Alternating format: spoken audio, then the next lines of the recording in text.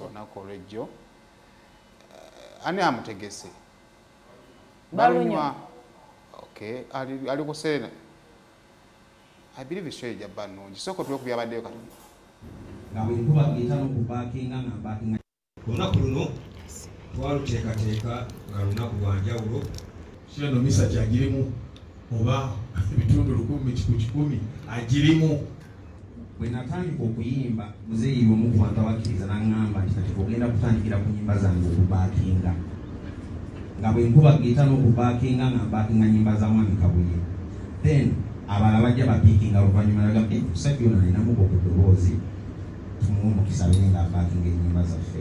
Ensonga lwaki nti music wa Muzeeyi Kabuye nali muwuliriza nekubanga music ze jjajja wange gwe yali awuliriza jjajja wange nga tanaba kufa yantwalanga ku Africa n'aŋŋamba ffe tukaddiye mu abalina okujja muyimbe naye nga nze ng'omugamba bye muyimba nze ndaba sirya myaka gyange ngamba byebiriko byebikula.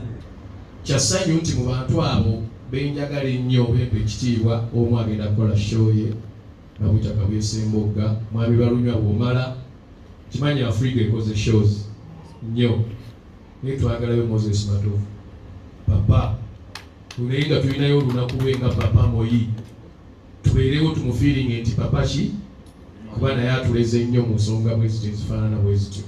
Show ya Mwami Kabuye emu shows eziri classical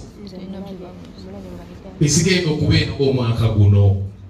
So kwa corporate company yonna kwa kwenda ba sponsors abaliwo tweyanze naye walwe nali suubidde mukulu bato natambulako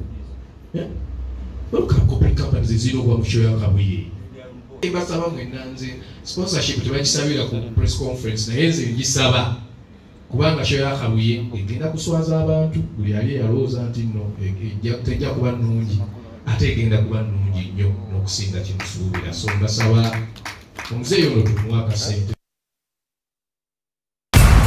Olutambula mu basalabrity